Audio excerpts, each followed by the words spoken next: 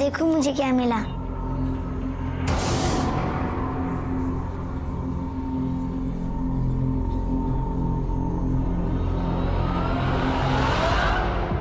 दे मुझे, मुझे चाहिए। नहीं मेरा है। ये मुझे चाहिए। मेरी है। पर दे मुझे। मेरी गाड़ी है। मुझे भी मेरी गाड़ी है।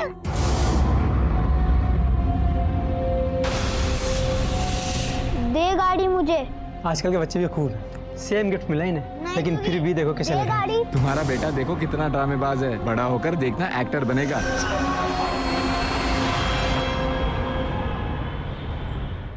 अभी कहाँ गया ये लड़का? ये ऊपर बरसाती में क्या करता रहता है? ये आपकी टिफिन। अभी मैं पापा जा रहे हैं, होमवर्क कर लेना। कोई जवाब नहीं। यस मम्मी, हाँ मम्मी, कुछ नहीं। होमवर्क कर लेना और गेम बाद में, ठीक है? आपने टिफिन ली?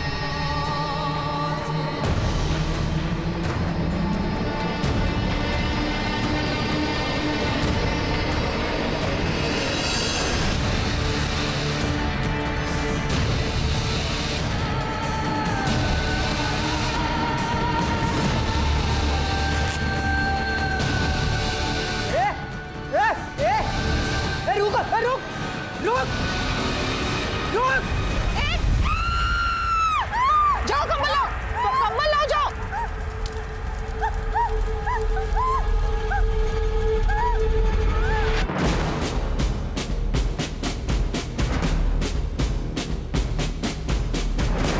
मैम आप खामा खाइए, it's okay, I am fine. और ओके? ऑल ओके सर, ऊपर से थोड़ा जला है, लेकिन कांस्टेबल पाल के हाथ थोड़ा ज्यादा जले, ट्रीटमेंट चालू है। पेशेंट वो औरत 25% बर्न्स है। लकीली वुंड ज़्यादा डीप नहीं है। थैंकफुली आग टाइम पे बुझा दी गई। जैसे ही उनकी हालत स्टेबल होती है हम उन्हें जल्दी जनरल वार्ड में शिफ्ट करेंगे। आप आगे की इंक्वायरी कर सकते हैं बाद में।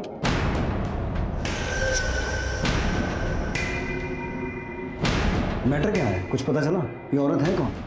सर ये वही है, मैंने आपको बताया था ना, इसने अपने हस्बैंड के बारे में गुमशुदगी की रिपोर्ट दिखाई थी। 6 महीने से उसे ढूंढ रही है। नमस्कार, मैं इंस्पेक्टर विक्रम ठाकुर। फरीदाबाद में मेरी पोस्टिंग हुए कुछ ही दिन हुए थे बतौर थाना इंचार्ज। मैंने चार्ज अभी तक ठीक से संभाला भी नहीं था कि अचानक एक इतना अजीब केस सामने आया। कह सकते हैं कि मेरे करियर का अब तक का सबसे चैलेंजिंग केस था ये। शुरुआत हुई थी एक औरत की अटेम्प्टेड सुसाइड से, लेकिन इस केस में आगे जो भी होने वाला था वो तो हमने कभी सपने में भी नहीं सोचा था। एनीवे, इस पॉइंट पर हमारे सामने 2 सवाल थे। पहला ये कि ऐसा क्या हुआ था कि उस औरत ने पुलिस स्टेशन में आकर सबके सामने अपने आप को जिंदा जलाने की कोशिश की, और दूसरा, क्या इसमें हमारे डिपार्टमेंट का फॉल्ट था? हमारे काम में किसी कमी या लापरवाही की वजह से उसे ये कदम उठाना पड़ा?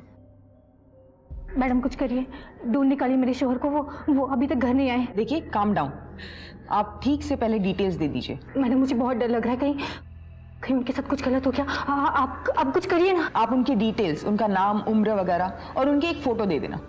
फोटो नहीं है मैडम मेरे पास। कोई फोटो नहीं? जी नहीं। मोबाइल में या ऑनलाइन साइट पर कहीं पर? नहीं मैडम, मेरे पास उनका कोई फोटो नहीं। वो क्या है ना कि उन्हें फोटो वगैरह खिंचवाना पसंद नहीं था। ठीक है अजय, यस मैम। एक स्केच आर्टिस्ट बुलाओ और इनकी मदद से एक स्केच बनवाओ। आपके पति का नाम क्या बताया आपने? आतिफ अंसारी। मैडम आप मुझसे वादा करिए, आप ढूंढ निकालेंगी ना उन्हें? काम मैं उन्हें खो नहीं सकती। काम सर, घर के आसपास पूछताछ की, स्केच भी सर्कुलेट करवाई, लेकिन आतिफ से रिलेटेड कोई इंफॉर्मेशन हाथ नहीं लगी। स्ट्रेंज। हाँ सर, पड़ोसी ने उसके बारे में सुना जरूर है, लेकिन उसे या दोनों को एक साथ कभी नहीं देखा। पति को तो मैंने कभी देखा नहीं, मतलब कुछ ही महीने हुए इधर शिफ्ट होके। कभी कभी जिक्र करती है कि काम के दौरान बाहर ही रहते हैं। सबा ने बताया था कि आतिफ उसे अपने फर्स्ट हस्बैंड फिरोज के थ्रू मिला है। आतिफ भी फिरोज की तरह ट्रांसपोर्ट बिजनेस में है, लेकिन जब ये बात हमने फिरोज की माँ से पूछी तो उन्हें भी आतिफ के बारे में कुछ भी नहीं पता था। कौन है ये? मैं तो इसे नहीं जानती। ये है मेरा बेटा फिरोज। 1.5 साल हो गए उसे लापता हुए, और वो सबा 2 महीने में ही सब कुछ छोड़ छाड़ कर चली गई। फिर क्या, ढूंढने से भी नहीं मिला। पुलिस ने भी मामला बंद कर दिया। तो ये ऑपरेट कहाँ से करते थे? सर, एज ऑफ सच कोई ऑफिस या शॉप नहीं है इनका, लेकिन सेक्टर 8 में जितने भी ट्रांसपोर्ट एजेंसीज है, गैरेजेस हैं, वहां पूछताछ की। किसी ने भी उस स्केच को पहचानने से मना कर दिया। इस नाम का कोई भी नहीं है यहाँ पर। तो ये आतिफ नाम का कोई आदमी है भी या नहीं? वही तो सर, ना कोई डॉक्यूमेंट्स, ना कोई आईडी प्रूफ, ना ही कोई फोटो। हमको एक्चुअल में ऐसे ही लगने लगा कि कोई है ही नहीं। ये औरत मनगढ़ंत बातें बना रही है, शायद डेल्यूजन का शिकार होगी। एक बार ध्यान से देख लो। मैडम फोटो देखने की कोई भी जरूरत नहीं है। मैंने आपसे कहा ना कि ये फिरोज है, मेरे पहले शौहर। और ये भी लापता हुए थे? हाँ, अब लापता हो गए थे तो हो गए थे, इसमें मेरी क्या गलती है? और आप ये सवाल मुझसे क्यों कर रही है मैडम? अच्छा ठीक है, पानी पियो। आखिरी बार कब देखा था आपने आतिफ को? और आप दोनों के बीच कोई अनबन, झगड़ा? नहीं मैडम, सब ठीक था। मेरे और फिरोज के बीच में कभी कोई अनबन नहीं होती थी। फिरोज या आतिफ, किसकी बात कर रही हो तुम? आपने अभी कहा फिरोज। मैं आतिफ की बात कर रही थी, और फिरोज से मेरा कोई लेना देना नहीं है। उसे गायब हुए तो 1.5 साल हो गया ना, और मेरे शोहर तो अभी गायब हुए हैं। वो तो मिल जाने चाहिए था ना ढूंढने पर। आप कुछ करिए मैडम, मैडम ढूंढ निकाली उन्हें। धीरे धीरे मामला ठंडा भी होने लगा था, लेकिन अचानक ऐसा कुछ कर देगी ये सोचा नहीं था सर।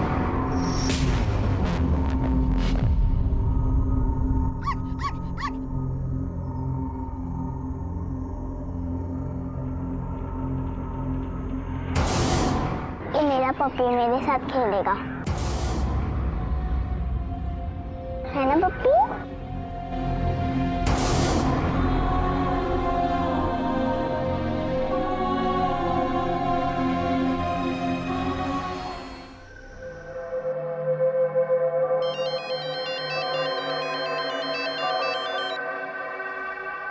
आई डोंट नो कैसी लग रही हूँ, खुद आकर देख लो। आज इतना स्पेशल दिन है और आज भी लेट। जल्दी आओ ना, मैं तुम्हारा वेट कर रही हूँ। Love you. फ्लावर कैसा दिए? 200 रुपए का। ये वाला भी देखा, फ्रेश है ना? हाँ फ्रेश है।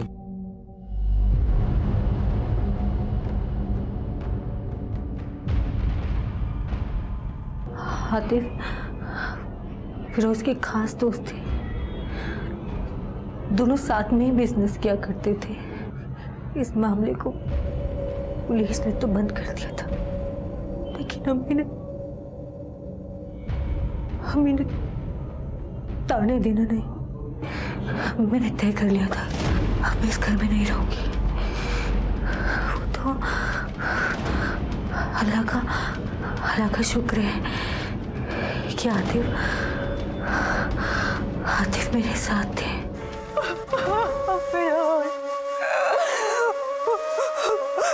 संभालो अपने आप को, अकेली नहीं हो तुम। आप हैं एक हौसला, एक उम्मीद है मुझे,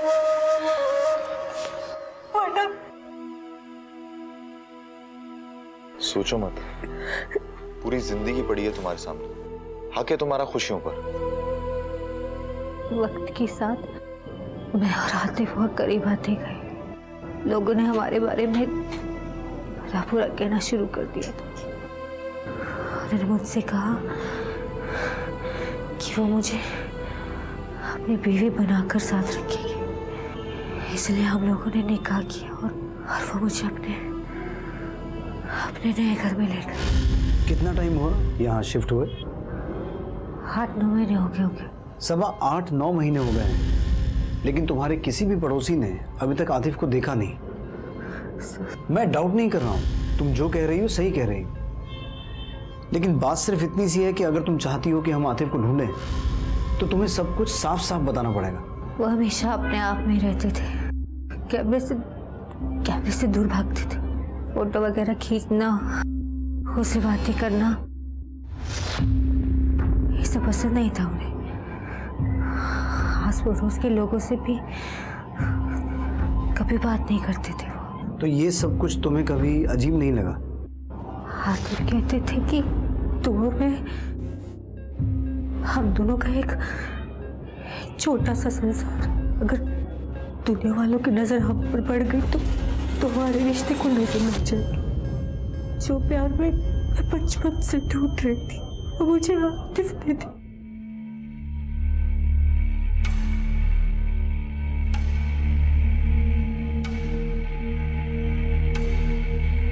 चुप हो जा, चुप हो जा। मम्मी डांटेगी, चुप हो जा। चुप हो जा, चुप हो जा, चुप हो जा।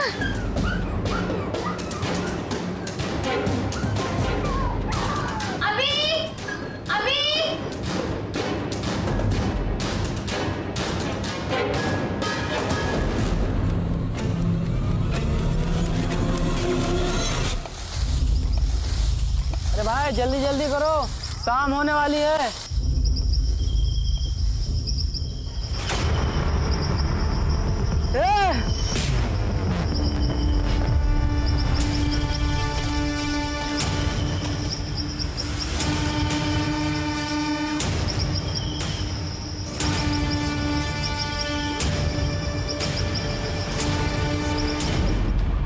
इंस्पेक्टर साहब, कल रात से वीरेन मिसिंग है।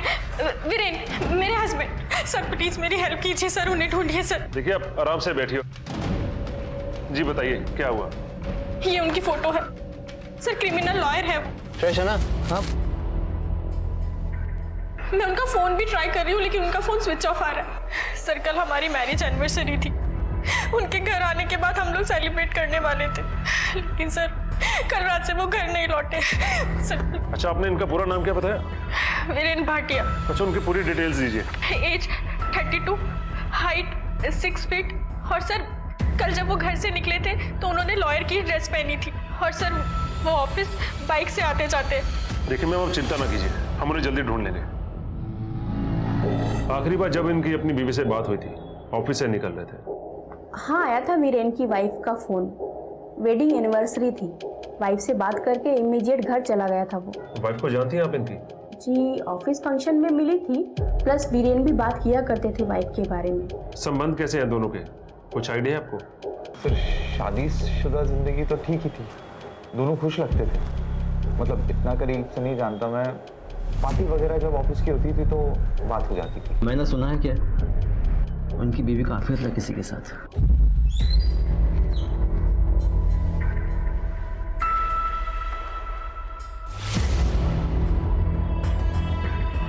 और सिमी से भी दूर रही हो, और फोन मत करना सिमी को, समझा? क्या? दीपक और मैं? सर दीपक मेरा बेस्ट फ्रेंड है सालों से, ऑलमोस्ट कॉलेज टाइम से। अफेयर? सर अगर वीरेन को ऐसा कुछ लगा होता तो मुझसे इस बारे में डिस्कशन जरूर करते, और सर उन दोनों का अगर झगड़ा हुआ होता तो वीरेन मुझे बताते या दीपक मुझे बताता। और ऐसा किसी ने कुछ नहीं बताया तुम्हें? बिहेवियर में कोई चेंज वीरेन के? नहीं सर, वीरेन का तो नहीं, लेकिन दीपक काफी टाइम से टच में नहीं है। इनफैक्ट सर मैंने ये बात अभी रियलाइज की, ना कोई कॉल ना कोई मैसेज, कुछ भी नहीं। दीपक टच में नहीं है? वो तो बेस्ट फ्रेंड है ना तुम्हारा। तुमने तो उसे कांटेक्ट करने की कोशिश की होगी। सर मैंने कहा ना आपसे, मैं ये बात अब रियलाइज कर रही हूँ। दीपक को ट्रैवलिंग का बहुत शौक है, सिंगल बंदा है, कभी भी कहीं भी निकल जाता है। जब वापस आता है कॉल करता है, मैसेज भी करता है, और सर फिर हम मिलते भी हैं। यही दीपक का पैटर्न है, इसलिए सर मैंने भी ज्यादा नहीं सोचा। और सर दीपक और मेरा अफेयर, सर दीपक मेरे बारे में ऐसा सोच भी नहीं सकता। तो किसी से कोई दुश्मनी, कोई प्रॉब्लम? क्रिमिनल लॉयर है, इतने सारे केसेस, इतने सारे क्रिमिनल्स। सर आपको लगता है क्या कि ये किसी पुराने केस से रिलेटेड है? हाँ, हो सकता है। हमें हर एंगल देखना होगा। और वैसे भी उसे गायब हुए 72 घंटे हो चुके हैं। आपको कुछ भी पता चले तुरंत इन्फॉर्म करना। और ये दीपक कहाँ रहता है? सेक्टर नंबर 24 से मिली बॉडीज की पोस्टमार्टम रिपोर्ट। सर ये deceased number 1, name unknown, age 34-35 years, estimate time of death सितंबर 2016। ये deceased number 2, name unknown, age 30 years, estimated time of death अक्टूबर 2017, मतलब 8 महीने पहले की बात। ये डिसीज नंबर 3, एज 32 इयर्स, और मौत लगभग हफ्ते भर पहले की बात। सर तीनों केसेस में कॉज ऑफ डेथ सेम है, 9x1.5 इंचेस का चाकू जिससे मल्टीपल स्टैबिंग किया है, 0.25 थिकनेस वाला। सर वेपन, स्टैबिंग मैनर और असॉल्ट एंगल तीनों भी केसेस में सेम है। सर बॉडी से आर्टिकल मिला है। कोई बटुआ या आईडी नहीं मिला ना? नहीं सर, बस यही। एग्जामिन करवाओ क्या लिखा है। और इसका डिजाइन भी कुछ अनकॉमन है। लेकिन ये आर्टिकल बॉडी नंबर 1 से मिला है, बॉडी नंबर 2 और 3 से कुछ भी नहीं मिला। ये जो पहला विक्टिम है, पहले विक्टिम को दफन हुए काफी समय हो गया है, इसलिए इसका फेशियल रिकंस्ट्रक्शन मुश्किल होगा। लेकिन फोरेंसिक एंथ्रोपोलॉजिस्ट को इन्वॉल्व करके विक्टिम नंबर 2 के चेहरे को रिकंस्ट्रक्ट करवाओ। सभी बॉडीज की सोमेटोस्कोपी और सोमेटोमेट्री की रिक्वेस्ट रेज करो। और ये जो विक्टिम नंबर 3 है, जिसे मरे 1 हफ्ता ही हुआ है, इसके चेहरे का फोटो लेकर इसे डिजिटली एनहांस करवाओ और इसकी फोटो सभी पुलिस स्टेशन में सर्कुलेट करवाओ। हो सकता है इसकी मिसिंग कंप्लेंट कहीं मिल जाए। सर सबा के गुमशुदा पति को ढूंढते वक्त 3 लाशें बरामद हुई हमें, और उस वक्त तो हमें यह भी नहीं पता था कि ये दोनों बातें आगे जाकर जुड़ने वाली हैं। ऐसे केसेस हुए हैं पहले भी, जिसमें कंप्लेंट या इंफॉर्मेशन लेकर आया आदमी खुद किसी भ्रम का शिकार होता है, डिल्यूजनल। इसमें उनकी कोई गलती नहीं है। लाइफ में हुआ कोई ऐसा हादसा या सदमा उन पर ऐसा भारी असर छोड़ जाता है कि जिससे वो कभी उभर ही नहीं पाते हैं। वो जिंदगी भर उसी भ्रम में जीते रहते हैं। कई लोगों को ये यकीन था कि आतिफ अंसारी नाम का कोई इंसान था ही नहीं, वो सबा अंसारी का वहम था। मैडम कुछ करिए, ढूंढ निकालिए मेरे शोहर को, वो अभी तक घर नहीं आए।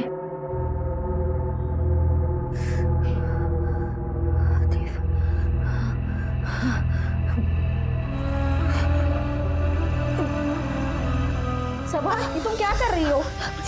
रुको सबा।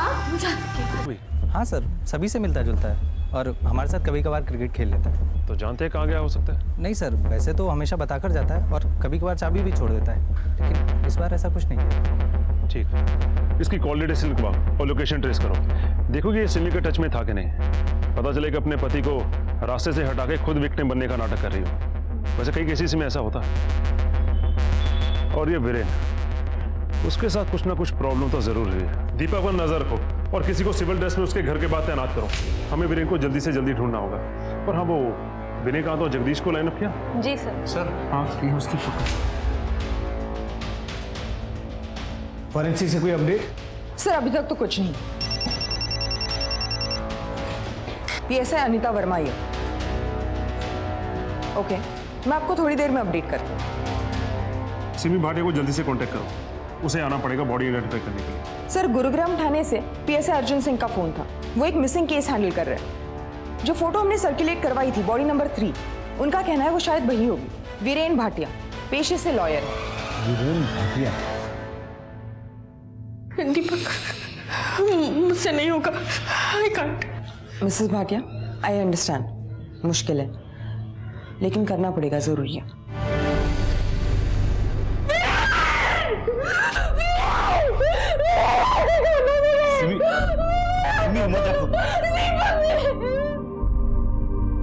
सर इस पोस्टमार्टम रिपोर्ट में जो भी पॉसिबिलिटी निकली थी वो तो कंफर्म होती है ना कि इस सब में एक ही मर्डरर है, वरना तीनों बॉडीज एक ही जगह दफन क्यों होती? एक मर्डर और एक मोटिव। आपने किसी सस्पेक्ट को नैरो डाउन किया है? सर हम पर्सनल एंगल टटोल रहे थे। विक्टिम का एक दोस्त भी है, दीपक रहेजा। मैं वीरेन को भला कुछ क्यों करूंगा? जस्ट बिकॉज वो लापता है या कोइंसिडेंटली मैं आउट ऑफ सिटी गया हुआ था। तेरा और वीरेन का झगड़ा होना और उसका अपनी बीवी से दूर रहने को कहना, और उसके बाद अचानक से वो गायब हो गया और अगले दिन तू गायब हो गया, और ये सब कोइंसिडेंस है। हाँ गया था सर, मेरी अपनी कुछ पर्सनल प्रॉब्लम चल रही हैं, इसलिए शहर से दूर चला गया था। कौन सी पर्सनल प्रॉब्लम? मेरा ब्रेकअप हो गया था मेरे पार्टनर से। पार्टनर? वो सिमी? सिमी? सर ये आप क्या कह रहे हैं? सिमी और मेरा अफेयर? इम्पॉसिबल। क्यों? बिकॉज आई एम की। क्या? मेरा एक बॉयफ्रेंड है, आई मीन मेरा एक बॉयफ्रेंड था, हम दोनों का ब्रेकअप हो गया। इन सब बातों से परेशान होकर मैं आउट ऑफ सिटी चला गया था, और जिस झगड़े की आप बात कर रहे हैं ना सर, वो भी इससे जुड़ा हुआ है। मैं जो हूँ वो हूँ, ये मेरी पर्सनल चॉइस है। कौन सी चॉइस? ये नपुंसक बनने की चॉइस? बकवास बंद कर। हट, तू बीमार है समझा? इलाज करवाओ अपना, और फोन मत करना सिमी को, समझा? और सर जिस फोन कॉल की आप बात कर रहे हैं ना, जो कॉल मैंने सिमी को किया था सर, मैंने उसे ये बताने के लिए कॉल किया था कि मेरा ब्रेकअप हो गया है। पर जब उसने कॉल उठाया तो वो अपनी एनिवर्सरी को लेकर इतने एक्साइटेड थे कि मैं उसे कुछ बता भी नहीं पाया। मुझे लगा खाम वो परेशान हो जाएगी। मैंने बस उसे एनिवर्सरी विश किया और फ़ोन रख दिया, और अगली सुबह मैंने अपना बैग पैक किया और दूर शहर से चला गया, अपना फ़ोन भी स्विच ऑफ कर दिया। सर हमें लगा दीपक का वीरेन की बीवी के साथ अफेयर है, लेकिन सर हमने वेरीफाई किया ऐसा कुछ भी नहीं है। सर ये जो दीपक है वो गे है, और उसका एक बॉयफ्रेंड भी था। सर वीरेन को जब दीपक के बारे में पता चला तो उनमें काफी गाली गलौज हुई, लड़ाई झगड़ा हुआ, और वीरेन ने उसे काफी ह्यूमिलेट भी किया। ह्यूमिलिएशन? वीरेन को मारने का मोटिव तो मिलता है, लेकिन बाकी के दोनों को क्यों? अनलेस दीपक इन दोनों को भी जानता हो, और इन दोनों ने भी दीपक को इंसल्ट किया हो या किसी वजह से उकसाया हो। सर लेकिन यहाँ क्यों? फरीदाबाद में क्यों? वो तो उसे गुरुग्राम में मार के ही दफन कर सकते थे। दीपक का फरीदाबाद से कोई कनेक्शन?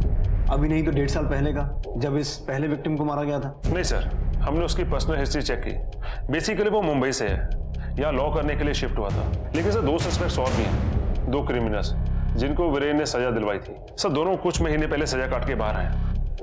बस सर वही 2 हैं। सर इस केस के रिगार्डिंग कोई भी असिस्टेंस की जरूरत होगी तो प्लीज मुझे बताइएगा। Sure, thank you so much. Thank you sir. साहब मेरे शॉल मिले, मेरे हाथे मिले साहब। सबा हम कोशिश कर रहे हैं। कोशिश? फिरोज की वजह से भी सही हुआ था, पुलिस ने कोशिश की थी और थोड़ी देर के बाद केस बंद कर दिया था। अगर इस बार भी ऐसा हुआ तो साहब मैं उन्हें खो नहीं सकती साहब, कुछ करिए। देखो सबा, जब तक तुम्हारे पति नहीं मिल जाते हम चैन से नहीं बैठेंगे।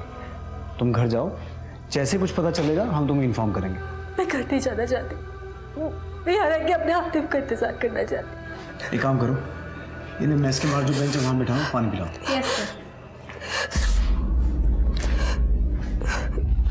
मैंने इसके पहले पति की फाइल्स मंगवाई थी, क्या हुआ उसका? सर मैंने उनसे कांटेक्ट किया है, फाइल्स आ जाएंगी। अंडरस्टैंड वर्मा, वो फाइल्स आएंगी तो हमें इस केस के बारे में इंफॉर्मेशन मिलेगी। अगर बाई चांस सबा ने उन फाइल्स में अपने पहले पति के बारे में वही सब बताया है जो अभी वो अपने दूसरे पति के बारे में बता रही है, तो हमें ये समझ में आएगा कि एक पैटर्न है जिसे वो बार बार फॉलो करती है, और आतिफ अंसारी नाम का कोई इंसान है ही नहीं। और अगर ऐसा नहीं है तो हमें ये समझ में आएगा कि बार बार सबा को टारगेट किया जा रहा है। ये कोइंसिडेंस तो नहीं हो सकता ना? Yes sir, you are right. I am sorry, मैं उन्हें कांटेक्ट करती हूँ और फाइल्स इमीडिएटली लाती हूँ।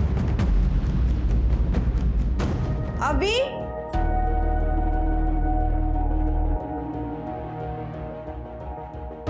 अभी ये ऊपर ही होगा, पता नहीं ऊपर बैठ के क्या करता रहता है। अभी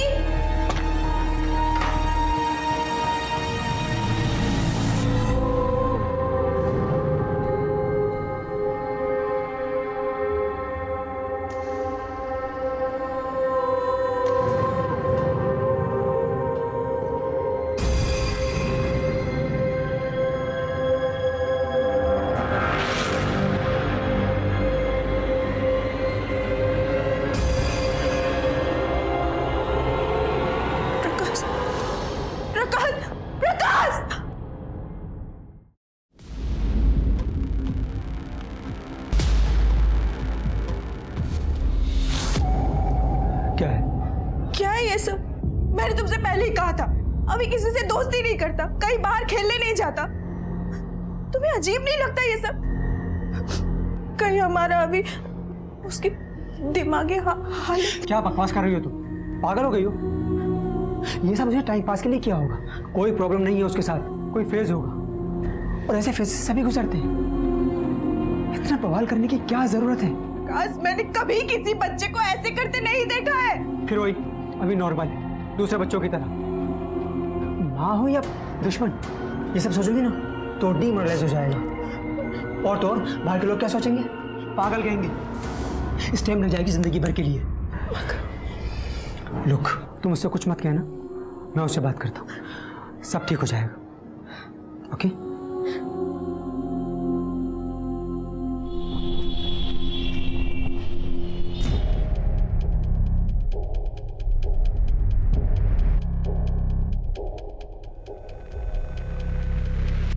सिमी, प्लीज। सर, मैंने दिल्ली से कॉलेज कंप्लीट किया है, वहीं मेरी सिमी से मुलाकात हुई थी, लेकिन आप ये सब। और फरीदाबाद? फरीदाबाद में रहना नहीं हुआ? नहीं सर। 1.5 साल पहले कहाँ रहते थे? गुरुग्राम में या फरीदाबाद में, कि फरीदाबाद के आसपास? सर 1.5 साल पहले मैंने आपको बताया ना अभी कि 3 साल से मैं यही हूँ गुरुग्राम में, लेकिन आप ये सब क्यों पूछ रहे हैं? बस कीजिए सर, हमें और परेशान मत कीजिए। आप जाइए और जाकर वीरेन के कातिलों का पता लगाइए। वही कर रहे हैं। तुम्हारे पति की लाश यहां से 42 किलोमीटर दूर फरीदाबाद में मिली, ये बात तुम्हें खटकी नहीं? और साथ ही जिस गड्ढे में से तुम्हारे पति की बॉडी मिली, उसी गड्ढे में से 2 डेड बॉडीज और मिली हैं। इसीलिए पूछ रहे हैं फरीदाबाद से या उन दोनों आदमियों से इसका कोई कनेक्शन है या नहीं।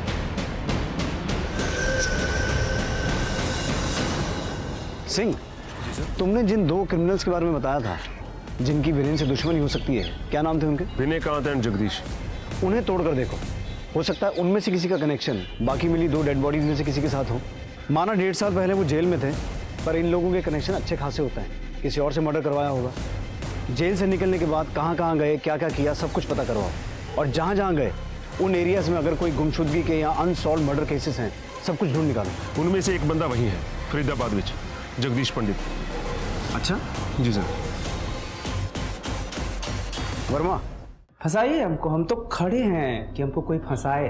हमारा तो जन्म हुआ इस पृथ्वी पे कि एक मामले में से फंस के निकले तो दूसरे में फंस जाए। मैं जितना पूछ रही हूँ, क्यों पूछ? सवाल तब पूछा जाता है जब जवाब की